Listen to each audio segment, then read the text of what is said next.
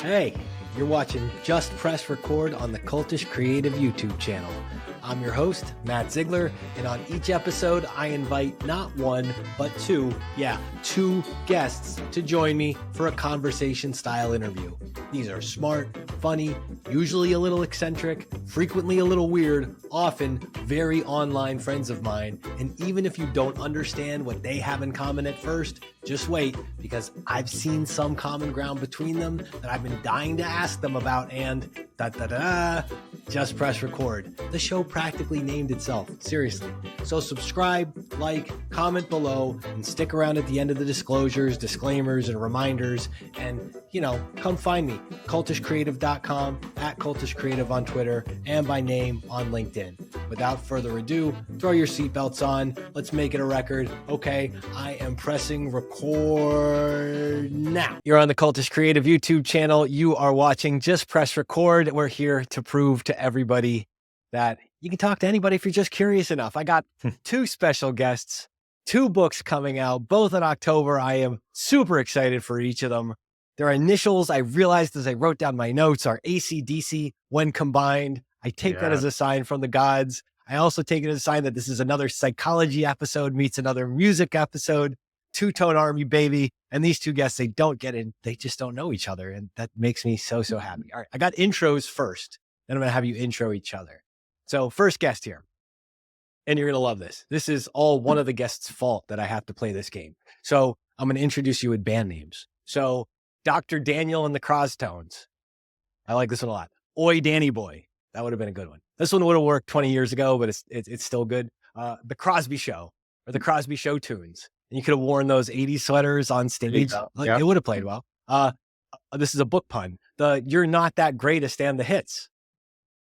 The Crosby Bats, you get Travis Barker on drums. Bad Mannerisms. That's a great clinical psychology name. Big D and the Shrink's Couch. The Special Needs. What about Society's Hemorrhoid?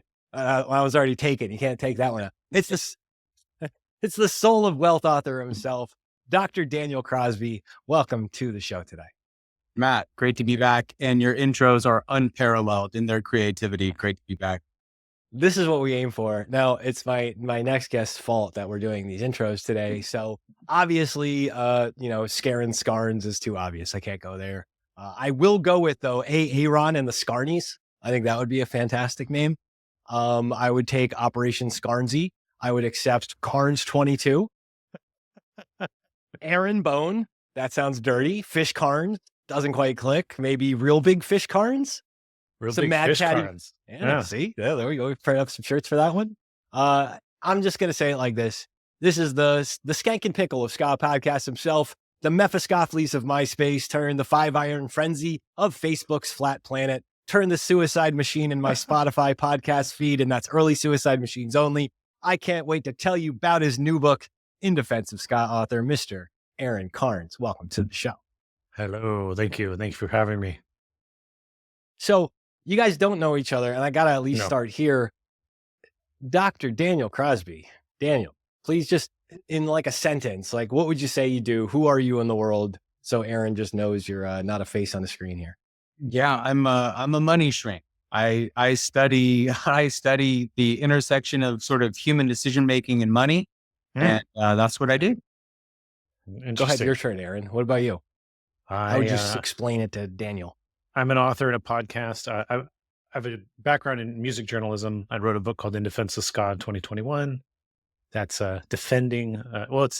It's taking the position that Ska's been maligned and that I'm saying it should be reevaluated, but it's just really a lot of music journalism and stories about Ska. And then been doing the podcast for almost 4 years now. And it's just a deeper dive into the stories of Ska, basically. It's really cool as you share the research, and as an aficionado of both the genre of Ska and all things around it, it's been really beautiful to watch it just kind of like proliferate and continue on. I'm so excited for this second edition of the book. I want to take you to a story that's in the book because part of why I think you and Daniel are interesting is not just because Daniel appreciates music too, but also just stuff like this, the psychology of what's going on. Can you tell the story of the synth-pop festival back in 94 and just what the hell happened to you in that band? So I was in a band called Flat Planet. We were not a known band at all. We were just one of the many millions of bands that were toiling to make it.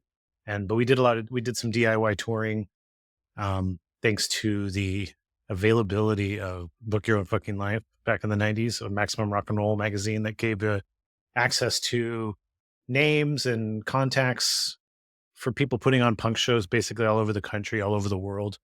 It's great, by the way. I mean, like, it used to be you had to have some connections or resources to tour, but this magazine sort of changed that and made it like, if you've got the wherewithal and the time and the money to spend on a phone bill, you could just go on tour. It doesn't matter if anyone knows who you are. And, one of the best times of my life. So on our second tour, we ended up at a park that I was told was a music festival, and didn't get a lot of details. And it was like a Sunday afternoon. And when we got there, we didn't really know where everything was. We didn't see it. It wasn't obvious. We kind of had to walk around the park for a little while until we noticed a gazebo and about 50 people playing music there, or 50 people there listening to music being played. But we got there, it was like synth-pop playing.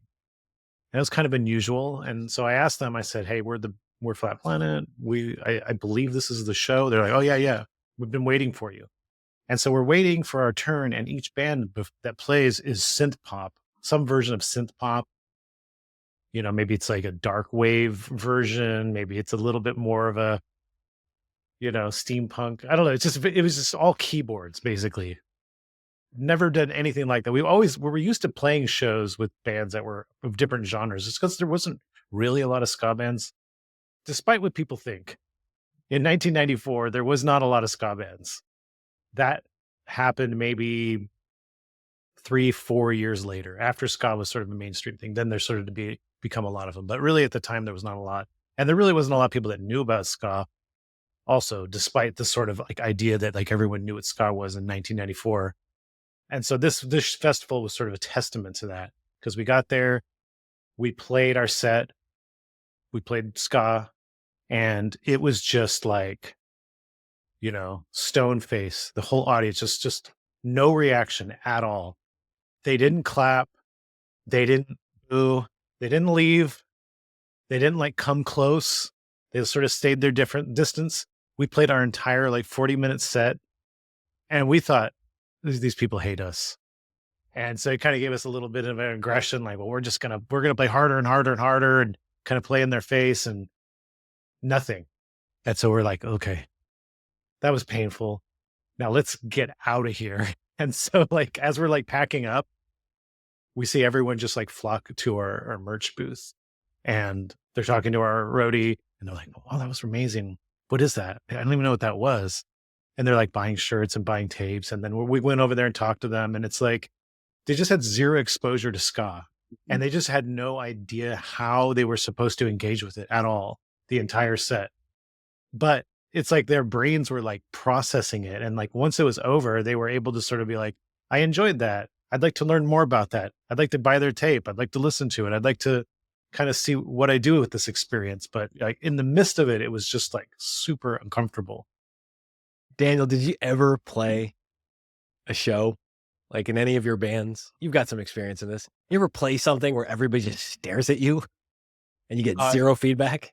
Yeah. So Aaron's experience is a little more legit than mine. I peaked in high school, but Society's Hemorrhoid, we were a little ahead of our time, because again, we were playing punk and ska punk in Alabama in the mid 90s. And you were called Society's Hemorrhoid, by the way. That's right. Spell it for him, though. Make sure you clarify it was spelled phonetically, because we thought spelling hemorrhoid the correct way wasn't punk rock enough. No, of course not. So it was Hemroid. Okay. We played a talent show, a high school talent show, and I guess it would have been like 94, 95. Mm-hmm. Lots of screaming, lots of, sort of aggressive vocals, lots of power chords, and lots of blank stares, from the people in a military town in Alabama who were not totally accustomed to this sort of thing at a high school talent show. And I mean, we were quite bad to be, you know, like it doesn't help that we were awful. Like, it's not like this was well executed, screamy punk rock. Like, it was quite terrible. So yeah, I've been there in some small way. Aaron's story's cooler than mine, but I have enough experience there that I feel like I can empathize in a real way. What's the psychology of when you encounter something completely brand new? Like, so these people who are literally dumbfounded into action or whatever, and then this penetrates their head and they're actually like engaged. What happened there? Yeah, there's some interesting psychology at work, right? Like, one of the reasons we're sort of drawn to genres is because each culture or genre has sort of its accompanying subculture and dress and attitudes and beliefs. And I mean, ska is, like, Aaron speak to this more fruitfully than I could, but I mean, ska is better than most at sort of codifying the look and feel and attitude of a culture, right? Synth has a whole different look and feel and attitude that I must admit I'd be quite unfamiliar with. But, they don't know quite how to act, right? Like, what's the uniform? How do you dance? How do you show affirmation, right? And then there's that sort of subcultural genre piece at work. And then there's just social cohesion effects too. Like, we see that often it takes one person to act to give everyone else permission to act. And I mean, you see this is even why you point at someone, like if you're, with your partner and they're choking or something, you don't say, someone call an ambulance. You go, hey, you, right? Like, you there in the checkered shirt, like, you call an ambulance. Because there's this sort of social paralysis. So in Aaron's case, it's like when that first person had the courage, right, to go buy the 45 or buy the t-shirt or whatever it was, then everyone else is sort of emboldened to go, hey, I like that too, because you gotta like ska. I mean, ska is like, cotton candy of music or something. It's universally enjoyable. And so once the first person had the courage to do that, I'm sure everyone, quickly followed suit. Yeah, I hosted this book event for an author friend of mine a few months ago, and it was his first time doing a book event. I've done a few, and after we do sort of the conversation, it goes to the audience, and I could tell he was uncomfortable with the whole Q&A part, and it was really awkward at first, and I was just kind of like, just give it a minute. Don't worry, just give it a minute. And then one person goes, like, has some question, and then he answers the question. And then it's just like everyone has a question now. Everyone, and it's like the questions become less and less like they just become just a thought that pops in someone's head, like not even a well thought out question, but that takes that first person to like crack that sort of awkwardness, and nobody wants to be the first person to ask a question in the room of people. So there's wild research on this. Like, if you look at say someone who's asking for change on the street, people who have money in their cup get more money than people who have empty cups, because it's seen as a form of social proof. Like, someone has seen fit to give this man some change, so like I should too.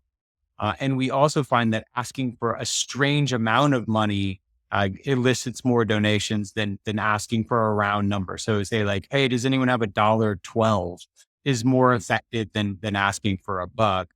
But it's this salting the tip jar idea that, like, once we won't act until we see that other people have acted. I mean, it can't be overstated what herd creatures we are. And I mean, I think Aaron's story is a cool illustration of that. Is the $1.12 example, is that because people go, oh, they need exactly $1.12 to get something, versus like, oh, they're just asking for $1? Yeah, it's purposeful, right? Like, yeah. Like $1.12 is a black cup of coffee costs $1, Yeah. like $1.12 versus a buck. Like, yeah, I wish I had a buck too, Like, like, yeah, I'd like money as well, but there's no purpose to it. So yeah, no, that's exactly right. I'm docking you points. That was a $1.09 opportunity. That was Yeah, I horribly know. missed. Yeah, I'm sorry. But wait, I'm really curious about this. Like, so Aaron, you wrote this book in defense of ska. Do you think ska Yeah. is a social proof problem? I think that the problem that ska has is that it's not that people dislike the music or that people think it's unlistenable. I think what it has is this idea that it's been deemed as sort of like lighthearted, kind of like almost like sugar, where it has no filler. It's just pointless fun. So I feel like this idea about ska has sort of proliferated to the point where people don't view the music as being worthy of having respect or to be taken seriously in a way. So I guess it's kind of viewed as a guilty pleasure. So what I think has created what this has created, in my opinion, is so there's still like a thriving underground ska scene, but it sort of prevents ska from, I don't want to say like becoming a mainstream genre because it doesn't necessarily, that's not really what's needed, but it does sort of prevent ska from getting outside of its own bubble because anytime ska comes up or kind of gets outside of its bubble, everyone sort of like puts this like misperception on it and it kind of just can't get out of this misperception of it being like music for 13-year-olds on a sugar rush. It's kind of like this weird idea that doesn't actually make sense at all if you think about ska and you look at ska culture. And then so I think a lot of people are sort of, even who are in ska, play ska or ska fans, they're kind of coming from a little bit of a place of having to defend it a little bit. I know that I'm like officially the ska defender, but but the bands shouldn't have to defend and the fans shouldn't have to defend this music. It's just music. Like it shouldn't be an all or nothing thing. You don't have to be like a ska fan to go to a ska show or like a few ska bands. You know what I mean? But it becomes this sort of thing where it's like, you're either like in the circle or out of the circle. And I don't see why, because it's such an inclusive scene. It's such a pretty easy music to listen to. It's not like a complicated, it's not like noise, like avant-garde noise music where it's like, oh, that is for very select group of people. Like ska is straightforward, it's poppy, it's dance music. It shouldn't be like the degree that it's like a niche subculture shouldn't be the case, in my opinion. What's going on with like putting, I think the way you framed it as like a guilty pleasure or almost this like apologetic shame thing first. And Crosby, this is a question for you. Like Yeah. what's the thing about when you have to defend something first, when you're coming into the explanation to pitch a friend to come to this show? I went to a noise and drone fest in the lobby of a donut shop like 6 months ago. Like there's a lot of things that are like, this is a hard sell. Yeah. But what is it about when you start from that place when you're trying to evangelize something? Yeah, I think that happens when there's dissonance, either at the micro or the macro level, right? So at the macro level, right? It's interesting to me. I thought Aaron's characterization of how other people characterize ska is right on. And even if you look at how I talked about it earlier, as a ska fan, I referred to it as cotton candy. And I mean, that had sort of layers to it. On the one hand, cotton candy, everyone likes it. On the other hand, it's not all that nutritive and it's kind of fluffy and light. And I think I meant it in both respects, right? So it's like, it is both very likable and maybe I view it even subconsciously as kind of empty calories. So I think at the macro level, we go through different zeitgeists culturally, right? There's different meta narratives and there's different levels of seriousness or unseriousness that are sort of part of the national or the international conversation, which is why you see things like disco ascendant for like a period of time. And then you see something like grunge being ascendant for a period of time.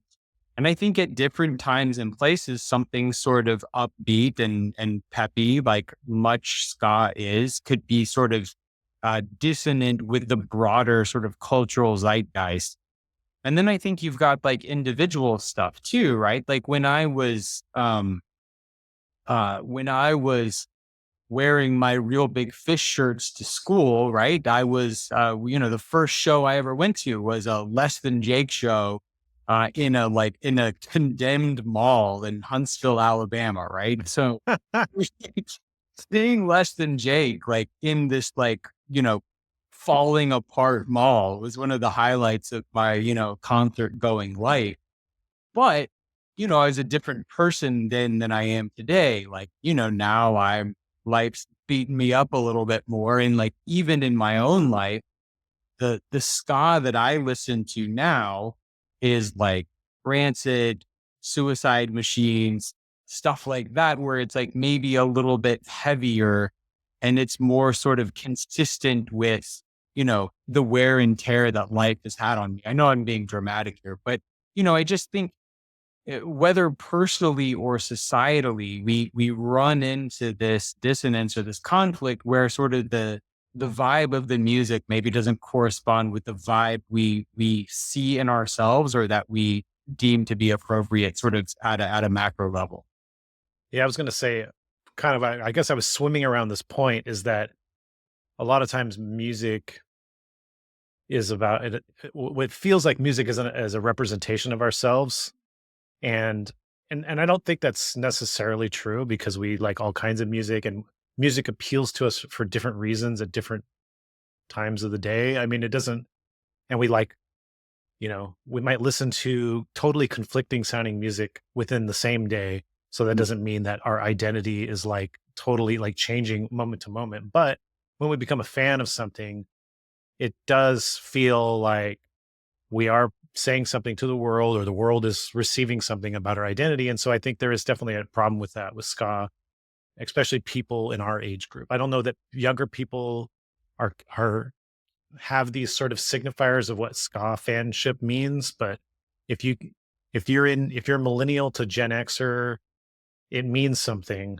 And we don't necessarily, a lot of people don't necessarily know if they want that identity put on them because it doesn't like mean something. It mean, I mean, maybe it means that we're not like deep people or, you know what I mean? Or we don't have layers because we love ska. I know that's kind of like subconsciously kind of what's there.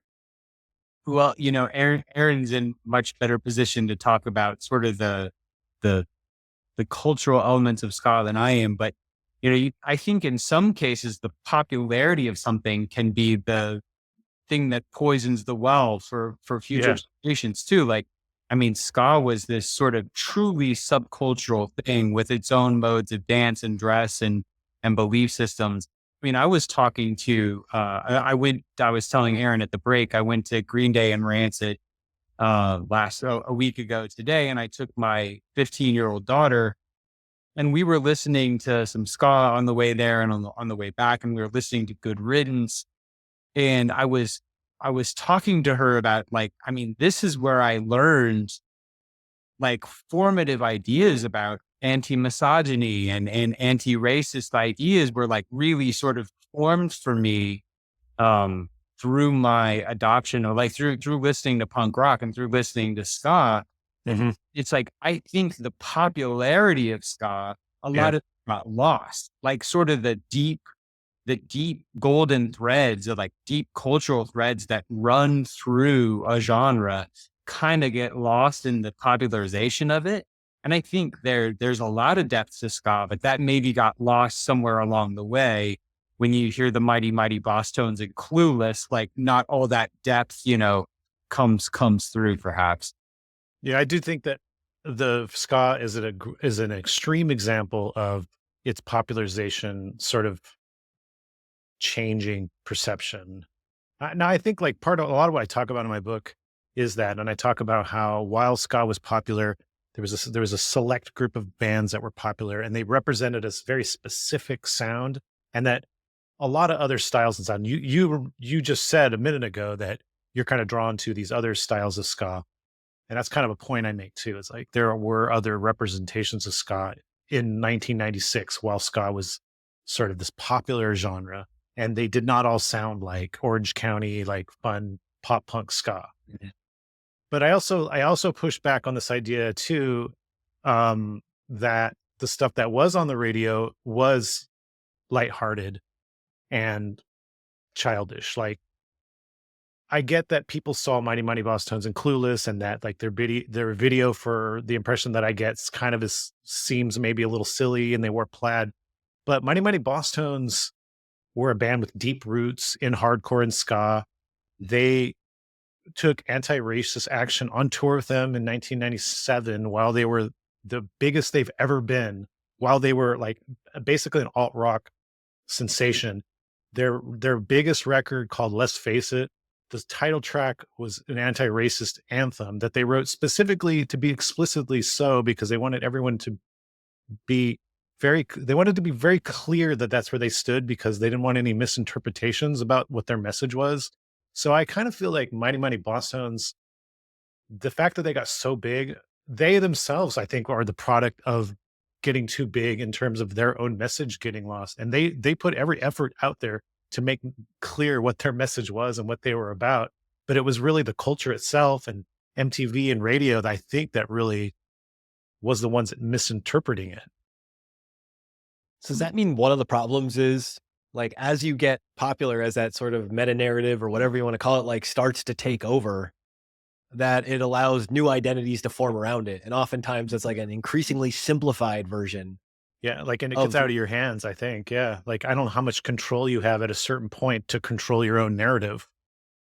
Yeah. And even with the Boss Tones and telling the stories of, like, even the impression that I get is not a song.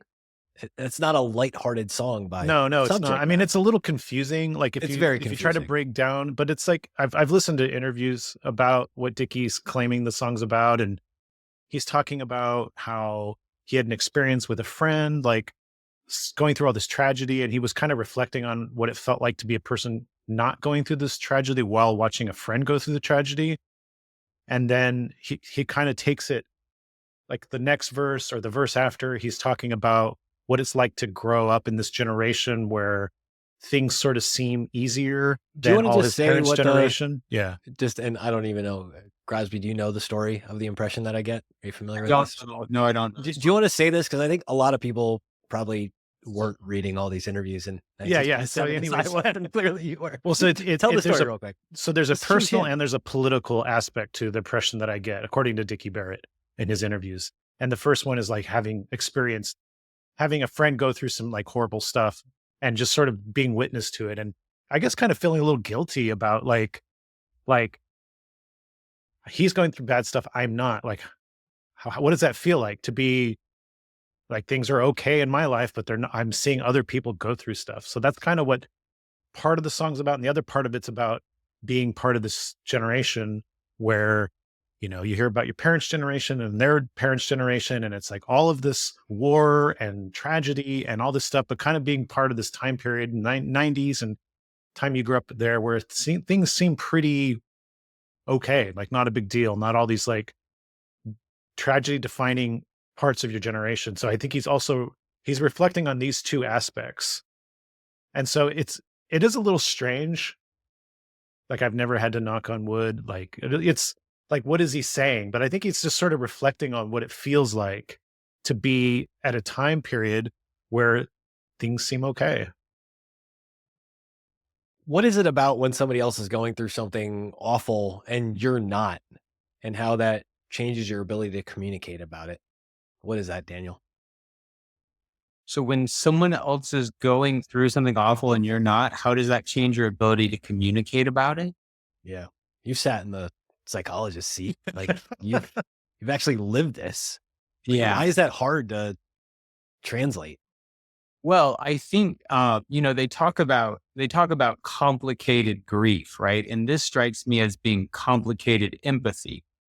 Complicated grief is like, maybe you say you have a parent who you had a bad relationship with, or even abused you or hurt you, but you also love them, and then they die, and you have this complicated mix of emotions. Like, you wish you had had more time to make things right, but you're also kind of glad they're gone. And I think when we are privy to something bad happening to someone else, it's like, there's, on the one hand, if we're honest with ourselves, kind of like, oh, phew, like, glad it was them and not me. But then also a part of us really empathizes with that and feels for them. So yeah, I think that's complicated empathy in you, in the way that you can be simultaneously glad that it wasn't you, but also sort of grappling with trying to understand that.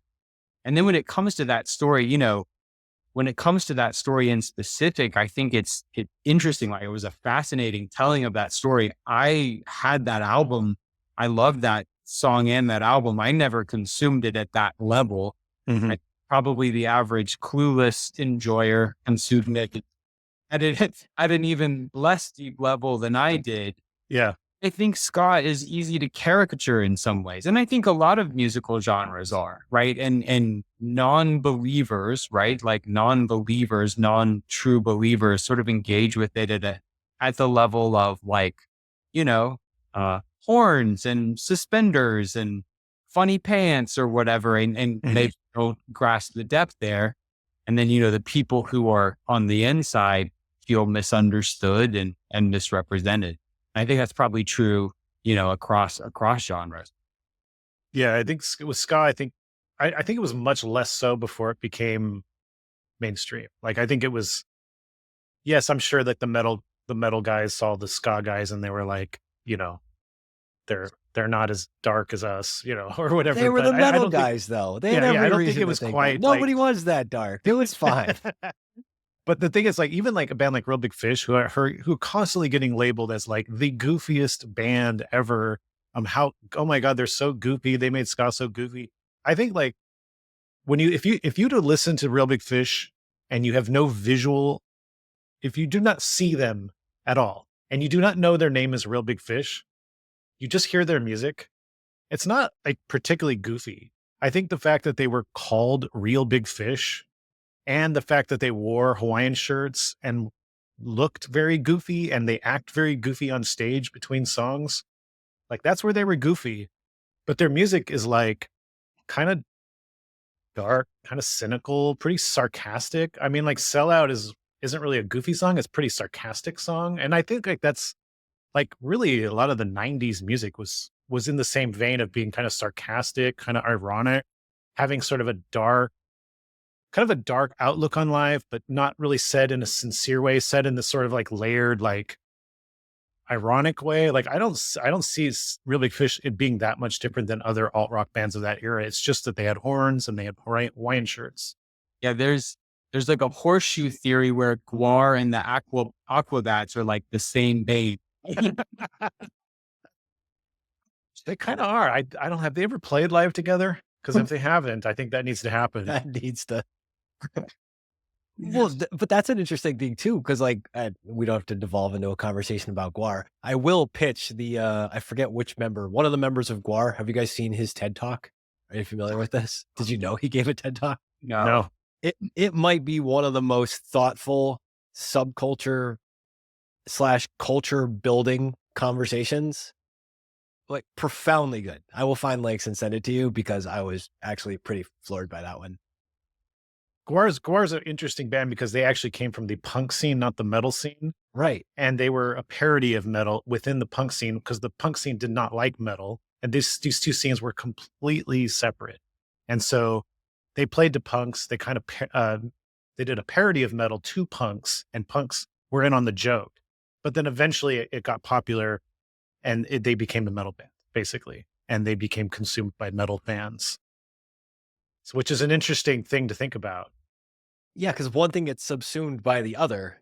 And Yeah, so it's intended, so its entire audience gets shifted to, so you're almost like making fun of an audience, and then that audience likes you enough, and then that becomes your audience, and then the original audience kind of stops being your audience.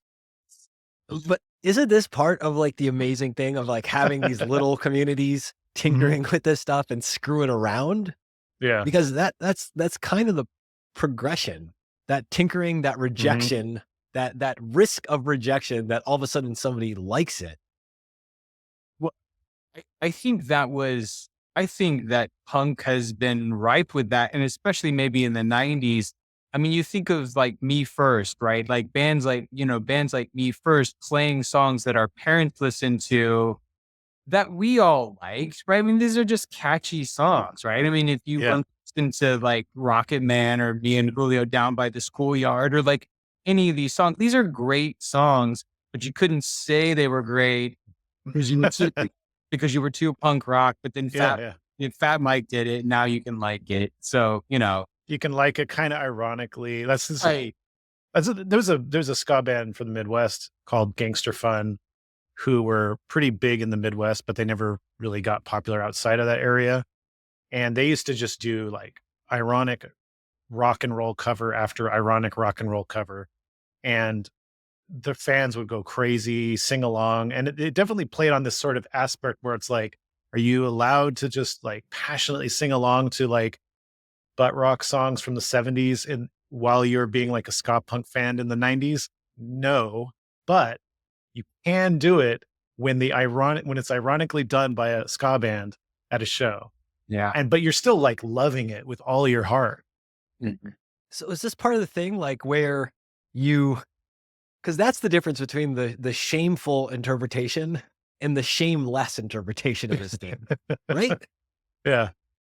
And I think I'm like endlessly fascinated by this. And so first off, me first thing gave me the image Rocket Man is superior to Ellen John's and everyone like right everyone. I could say that on a public record. But is there anything about that like when you come into a situation and you're like, no, clearly this is the awesome thing to do versus like the trepidation of taking that risk? Like what the hell is that? Can you unpack that at all for me, Crosby? Yeah. So, there's a rich tradition of embarrassing yourself in therapy as a way to grow. This was really something that was invented by the Cynics and then later the Stoics, and then later found its way into rational emotive behavioral therapy. But they would have folks do what's called walk a banana, like literally tie a leash around a banana and walk it around. Like what's the most absurd thing you could do? Walk around Manhattan with a banana on a leash? He just explained the mustard plug logo. I think that's just looking like a total whack job, just looking like a total idiot as a way to get comfortable in your own skin. And I think we're all so fearful of being uncool. And I think scenesters are like especially uncomfortable with being uncool. So it's like, yeah, you start to sing Sweet Caroline and you sing it a little louder. And, all of these cover bands and these punk cover bands and things gave us permission. Hopefully over time, we're a step in the direction of walking that banana and being a little bit more comfortable with being uncool. So that's kind of how I think about them. A step in the direction of owning your uncoolness is a good step to take. Is walking your banana like the official psychological term for embarrassing yourself for self-fulfillment? Yeah, that's right. Like you'll see therapists give homework to their clients, like go tell dad jokes to strangers on the street, for people who are just like very, very bent out of shape about not looking dumb, because there's a lot. I mean, you miss a lot in life if you're not willing to look uncool. Mm-hmm. And so, yeah, whatever that looks like, walking the banana is the extreme case, but yeah. I don't know if you guys are familiar with Araniva. She has a pretty popular Instagram and TikTok account, and she does dance videos. She dances the ska to Northern Soul to just different stuff. She's a really good dancer, and she does dance lessons. And she's been on our show before.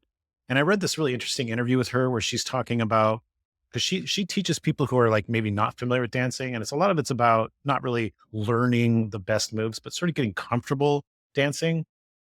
And there was one piece of advice she gave, which I feel like is very, very good and very interesting. She said, when you go out to where people are dancing, stop judging other people. As soon as you stop judging other people, you will feel comfortable dancing and you won't be concerned with how you look and if you're looking stupid while you dance. That's a pretty profound piece of advice. What do you think about that? Yeah. I love it. It reminds me of the thing Matt has in his kitchen that says "dance like no one's watching." That it's right under his live, laugh, love thing. See, even good pieces of advice I can't help but be a smart aleck about, because you don't want to look uncool, right? I mean, there's really something to it because it is great advice. Me first in the gimme clearly ruined you and your entire track record in your career going forward. What Do but you what think about like there's a side question? I don't know how, and I think it pertains to music as well. I feel like our generation is very, very caught up in this way of thinking and about being ironic as a way to sort of mask our sincerity. And like it's like I said before, it's all over music. But I don't know that I don't know that it's something that's quite like when you look at Gen Z, for instance. Do they struggle with this? Because my inclination is that they don't really, or if they do, it's in a different way that we wouldn't recognize. Because I don't see it in the music. I don't see the music as like struggling, navigating around sincerity in a way where you have to kind of like analyze what they're actually saying. You know, it seems like their music is a lot more comfortable just being sort of like, this is what I think, this is what I feel, and I want you to feel strong emotions. So it leads me to believe that the younger generations aren't dealing with this in the same way we grew up dealing with it. Do you have any insight into that, Daniel? Yeah. So there's this work, and I'm not going to be able to cite who did it because I forgot, but it's called the 36 Questions That Lead to Love. And there's a great New York Times article about it. But what it is they took these 36 questions and they found that they could put two people together, whether romantically or non-romantically, and they could ask and answer these 36 questions. And there would be like a real affinity when two people were done asking and answering these 36 questions. And really all that these questions are is progressive vulnerability. Like it starts off pretty high level, like who would you like to have dinner with, living or dead or whatever. And it progresses towards more personal stuff in sort of 36 like tiny increments. This is really like one of the keys to life and the keys to relationships is gradually a gradual deepening of empathy and exposure and realness. So at one level, I think that Gen X is famously jaded, like for broader cultural reasons. And I definitely see that. But another thing is, I think it's partially the human condition to try and guard ourselves and to try and keep the shield up and try and look too cool. And that's why something like this 36 questions thing works, because it's sort of a structured format for I let my guard down with someone and they let their guard down with me bit by bit until we've gotten raw and real in a way that I think is kind of rare. So yeah, like a little yes, a little no. I think in some ways it's the human condition to be guarded and to be too cool. But in other ways, I think that our generation, was especially that way, and that's certainly reflected in the music. Do you think I don't know how much an expert you are here, but I'm always hearing about this generation is more depressed now. There are a lot more anxiety issues, and a lot of blame is put on the phone, which I think is justified because the phone and social media does encourage sort of like spiraling and stuff. However, I do wonder sometimes if like, are they also just more in touch with their feelings like, are they more depressed and more anxious just because they're more in touch with their feelings and more open with their feelings? Yeah. I don't know what your take is on that, or if you're even an expert in this realm at all. I'll parrot an expert. So like Jonathan Haidt has talked a lot about this, and sort of his supposition is it's a little bit of both, right? Like there is a degree to which, I mean, if you look at something like autism, like skyrocketing rates of autism, it's at least partially down to being better at recognizing it and codifying, right? So yeah, this generation of young people is psychologically aware in a way that we weren't. And they have language, for things like anxiety and depression that we didn't. So I think that's definitely part of it. I also think, and he would say, and I agree that, if I'm like, Aaron, how's your knee feeling? Like, Aaron, how's your knee? How's your knee? Is your knee okay? Is your knee okay? Like at some point you'd be like, my knee does hurt a little bit. Like even if it's not all that bad. So I think there's, I have 3 kids. Anytime I take my kid to the doctor, there's a mental wellness check. You take your kid in for a runny nose and they begin it with a mental wellness check. So I think there is a degree to which the level of at which we sort of perseverate about these things and think about them and ask about them leads us to be tuned in to smaller and smaller grievances, if that makes sense. Yeah, And no, that makes sense too. I could see like some degree, like, I'm all for like self-awareness, and I myself am in therapy and trying to like, become more in touch with myself. But I could see there being a point of just constant self-reflection that could make you magnify maybe issues that aren't that big of a deal, that you would maybe you would be used to sort of like doing it anyways, or kind of going about your day and kind of pushing that down, but which is not necessarily itself good, but constant focus on it too could maybe magnify it as well.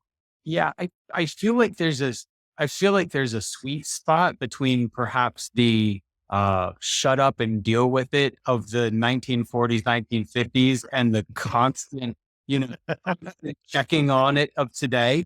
Yeah. Perhaps overcorrect. Like we were way far one direction. We've kind of gone far the other way. I think there's a sweet spot that we haven't quite landed on yet. For So sure. I dealt with like some pretty intense anxiety and panic attacks, especially in my 20s. And, I got some therapy for it to get reflection, but I also was like, I am going to go to work and I'm going to go to school and I'm going to deal with my life while I feel this. Like some of that was just sort of like, it was that sort of shut up and deal with it mentality. And I think that it also prevented my life from spiraling out of control, even though I was miserable inside. And so I don't know, I guess I'm glad that I didn't just let my life spiral out of control, even if like it was this sort of like suffer silently sort of situation. yeah, there's the idea of faking it till you make it Hmm. has some research backing to it. Like sometimes the thing you need to do is emote and introspect and talk to someone. And sometimes the thing you need to do is go for a walk or shut up and put your pants on and go to work. And like, Hmm. it's figuring out the right balance of those things is difficult and delicate, but they're both powerful when applied correctly, I think. Hmm. So in the interest of time, I'm just fully ignoring these notes here because I want to summarize it down to like this question because I love where this conversation is coagulating here on this point is whether it's a genre, an identity, or something else. It kind of feels like that whether we're defending ska or we're just out there evangelizing ska, or whether we're thinking about like soulfulness and what we're doing, or we're kind of like in denial of it. We actually need these mix of things, and we need it cross culture, cross genre, cross generation. Do Hmm. you feel like, Aaron, I'll ask you first, like, do you feel like ska is one of those funny things that if you understand this little microcosm of the musical world, you can actually start to understand bigger stuff, either about yourself or about others, and being accepting? I guess so. Like you said, subcultures are sort of funny things. Like there is an element of community and acceptance that goes along with it, but it also could be like the insular quality of it can have its own issues. Like I do think like you seeing it with social media now, where people are so insular within their community, within their bubble, that they're sort of like not seeing reality correctly. I know I'm not really saying this is true of like a music subculture so much, but like you see it in political bubbles. Like people truly believe that the thing that they are part of is a dominant reality because it's so reinforced so much that they're like losing touch with reality. And that's true across the political spectrum. People believe that the thing that them and their community are like advocating for, everybody wants that because everyone in their world wants that. So I guess what I'm to circle back, I think I think like musical subcultures are really good, but I also think that they should be commingling. Like I really loved the time in the early early to mid 90s where bands were sort of forced to like play shows together. It wasn't just completely like ska shows, punk shows, metal shows. Like when it became too much, that I feel like we all lost something from that. Or ska bands at synth-pop festivals. Yes, exactly. Daniel, you got anything else you want to add on to that? No, I think Aaron nailed it. Like enjoying the benefits of community. That's always something we're going to do as a human race. Enjoy the benefits of a subgroup and a community and some shared values, beliefs, interests, but not reifying that group to the point that it becomes the only thing, or that, the membrane between your group and the next group becomes impermeable, right? I mean, we all have a lot to learn from each other. So enjoying the benefits of a small group without being overly bought into the rightness of that small group, I think is a wonderful balance to try and walk. Dr. Daniel Crosby, say the name of the new book. Tell the people where to find you. Tell us when it comes out. The new book is The Soul of Wealth. Go get it, October 15th. Thanks for having me, Matt. Aaron Carnes, what about you? Tell us about the new book. Tell them where to find you. In Defense of Ska, it's the expanded second edition. It's been re-edited. There's 30,000 new words, new cover, as I'm showing here, right here. New photos. It's been it's been laid out again differently, much more professionally. Releases on October 29th, 2024. You can pre-order it right now. Go to Amazon or bookshop.org or clashbooks.com. That's my publisher. Follow In Defense of Ska on social media. It's at In Defense of Ska on all the platforms. And also listen to the In Defense of Ska podcast, wherever you get your podcasts.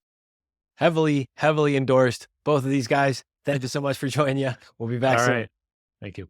Thanks, guys. Thanks for joining us. Like, comment, and hey, subscribe below to Cultish Creative on YouTube if you haven't already. As the good compliance people want me to remind you, Matt Ziegler, that's me, is a managing director at Sunpoint Investments. The opinions expressed in this podcast do not necessarily reflect the opinions of Sunpoint Investments. No information on this podcast should be construed as investment advice. Securities discussed in the podcast may be holdings of clients of Sunpoint Investments. I hope you've been entertained. I hope you found this useful. I hope you talk to a professional before you try any of this stuff at home. And most of all, I hope you've subscribed. Be nice to each other out there. And don't forget, head over to cultishcreative.com and let's make curiosity a habit together. And I'm out.